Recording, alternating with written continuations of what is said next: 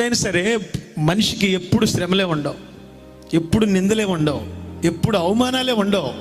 ఓ రోజున నిన్ను దేవుడు పైకి తీస్తాడు. ఈ రోజున మన జీవితాలు చాలా మంది ప్రార్థన అవడానికి అనుకుంటారు, నాకు విలువ లేదు, నాకు అంత అర్హత లేదు, నేను చేసేవి చాలా భయంకరమైనటువంటివి, నా స్థితి మంచిది కాదు. కానీ పైకి చెప్పలేరు, లోపల బాధపడుతూ ఉంటారు.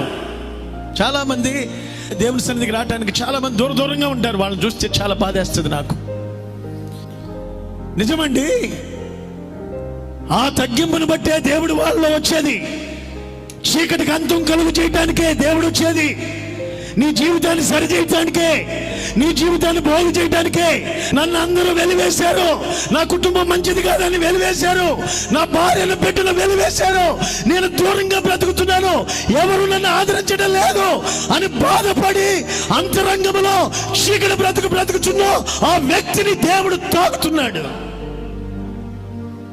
ఈరోజు చాలా మంది నేను అర్హత లేని దాన్ని, నేను అర్హుడు కాను అనుకుంటున్నారా మీరు?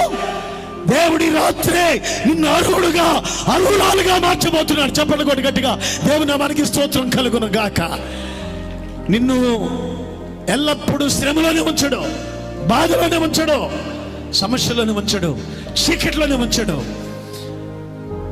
అతిశయించొద్దు, నన్ను చూసి హేళన చేయొద్దు, నన్ను చూసి ఎగతాళి చేయొద్దని ఇతడు మనసులో బాధపడుతున్నాడు. ఒక చిన్న పొరపాట్లు చేసినప్పుడు, మన మనుషులు ఎదుట తలెత్తలేనప్పుడు, మన జీవితాన్ని చాలా అవమానకరంగా మాట్లాడుతున్నప్పుడు మనం బ్రతకాలని అనిపించదు. జీవితం ఎందుకు నేను బ్రతుకుతున్నా జీవించున్నాను, కానీ నేను చచ్చిన వాడిగా చచ్చిన దానిగా ఉన్నాను అనుకుంటాం మనం. ఎన్నోసార్లు కుమిలిపోయి ఏడ్చాం. నిందలు వచ్చినప్పుడు, అవమానాలు వచ్చినప్పుడు, సమస్యలు వచ్చినప్పుడు కృంగిపోయి ఏడ్చుకుంటూ కూర్చున్న రోజులుంటాయి. నీ పర్సనల్ లైఫ్గా తెలుసు అవి. మన అంతరంగం నలిగిపోయేది అందరికి చెప్పే కొన్ని ఉంటాయి, చెప్పకుండా నలిగిపోయే కొన్ని ఉంటాయి. కొంతమంది దృష్టిలో నీచిగా కనబడొచ్చు, కొంతమంది నిన్ను నీచిగా ఎంచొచ్చు, లోపల అంతరంగంలో నీచంగా ఎంచొచ్చు.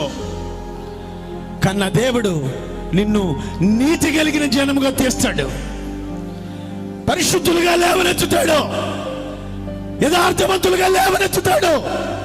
నీ కుటుంబాన్ని నిన్ను ఈ రాత్రి దర్శించబోతున్నాడు ఆయన. చీకట్లో ఉన్న నీకు వెలుగు కలుగును గాక.